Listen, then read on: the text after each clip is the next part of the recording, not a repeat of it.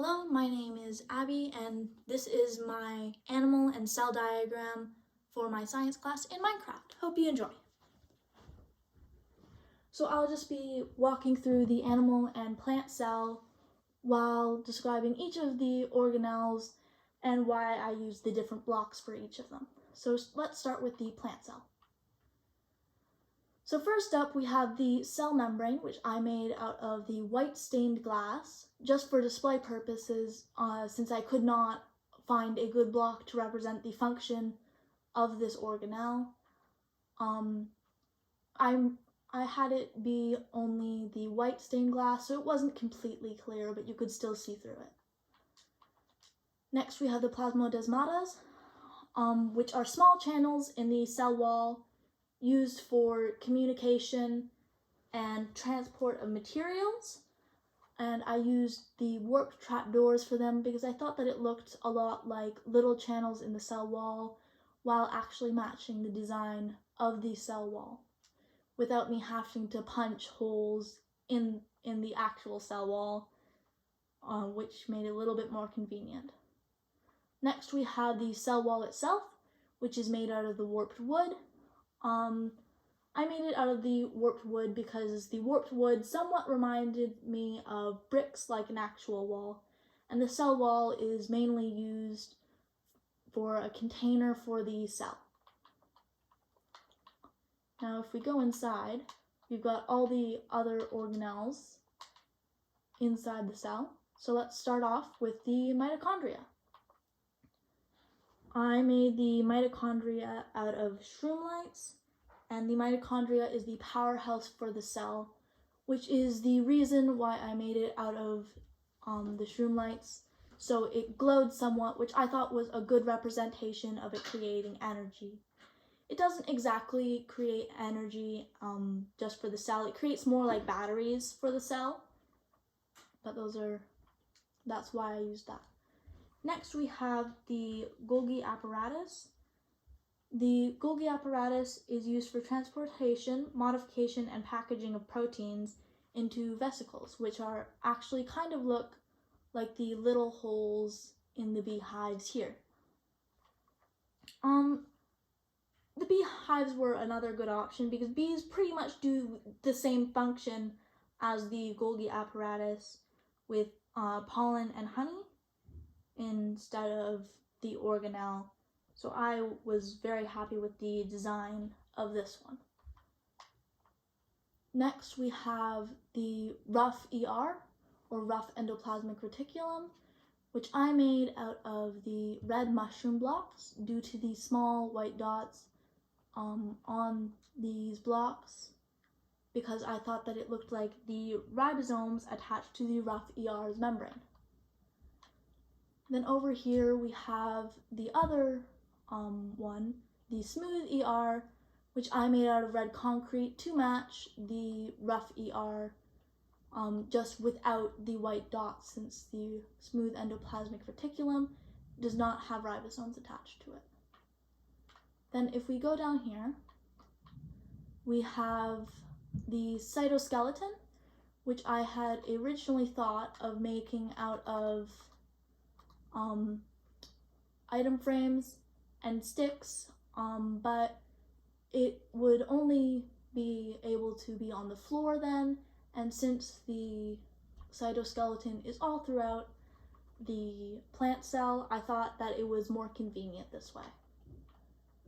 Then we have the ribosomes. I had originally thought to make it out of snowballs in item frames because it looked a lot like the white dots on the rough ER, but since bats ended up continuously spawning in the plant cell, I ended up changing it to bats just for convenience purposes.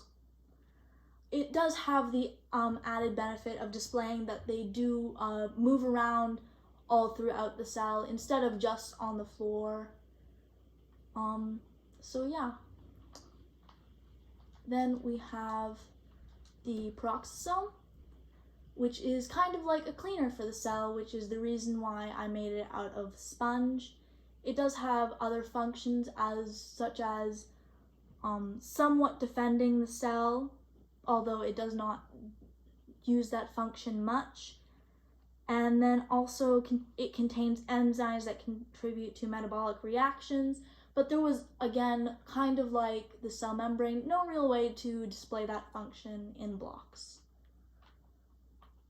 Also over here we have the cytoplasm, which I made out of slime with a layered glass. I made it out of slime due to the cytoplasm being a gel-like substance, and the layered glass, so it was still somewhat see-through.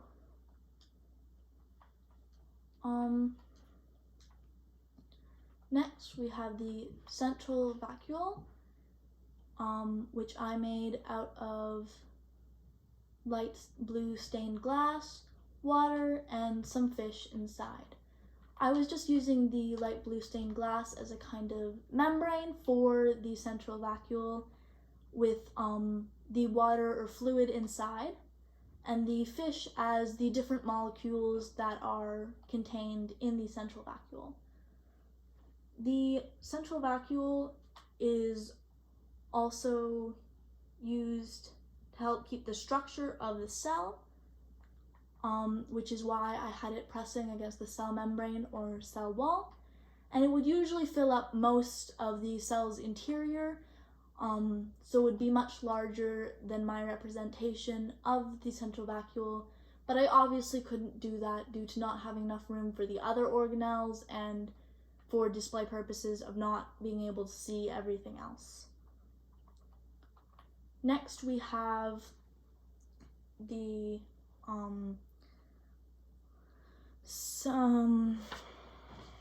chloroplast, which is used to make glucose or a food for the cell. It uses H2O from the central vacuole and carbon dioxide to make the glucose, but is combined with light. I again used a glowing block to symbolize that it's making like an energy or a power for the cell, but this one has a fun mechanic where if I do use this to turn the time to night, it will turn off and stop working, as in a real cell, the chloroplast would not be making the glucose during the night due to the lack of light. I'm just going to turn it back to daytime just to make it a little bit easier to see for us. Lastly, in the plant cell, we have all of the organelles over here. So first off, we have the nucleus, which I used dark blue stained glass to make, again for display purposes, because I could not represent the function in just the blocks, and this makes it easier to see into the cell, so I don't have to break it every single time I try to film this. And it also happens to be the color that I used for my original cell diagram, just to make it easier for myself. Next, that will be explained in a moment. We have the chromatin, which I use looms for due to the fact that chromatin looks like spaghetti inside the nucleus. Again, I could not display the purpose in all of these blocks, since not most blocks in Minecraft actually have functions that would be used for things like this. You should also note that the nuclear pores are not an organelle. I mainly use them for the function here. So this is the nucleolus. I again made it out of the sea glass for similar reasons as the nucleus, just because light blue was the color that I used for my original diagram.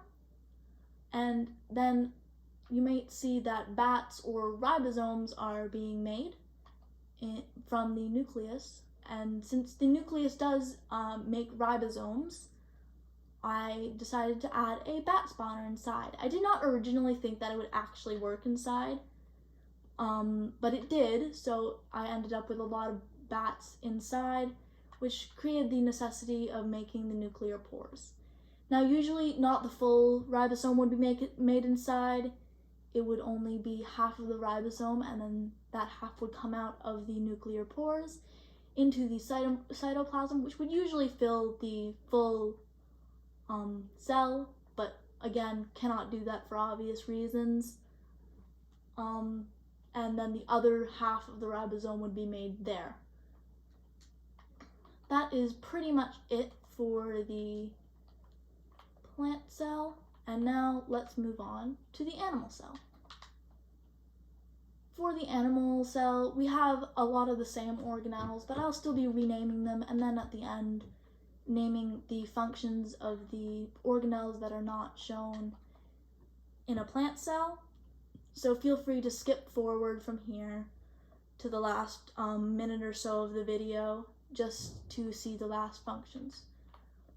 So again, this is the mitochondria, rough ER, smooth ER, Golgi apparatus, cytoplasm, cytoskeleton, ribosomes, the nucleus, the nucleolus, and the chromatin.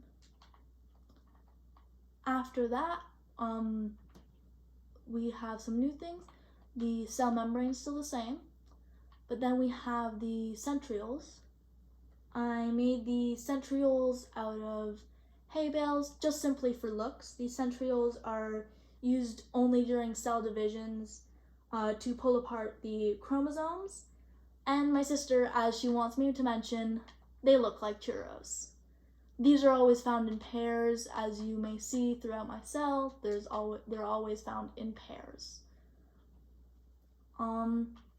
Next we have the lysosome, which is used for similar purposes as the peroxisome, except it does more of the defending of the cell. So it does the cleaning and defending of the cell. I wasn't exactly sure which block to use for the lysosome, since I didn't want to use sponge again, since I'd already used that for a different organelle. But later I was informed that honey actually does have an antibacterial in it, so it does actually somewhat supposedly defend the cell. So yay! That's pretty much it for my animal and plant cell diagrams. Hope you enjoyed, but that'll be the end of the video. Bye!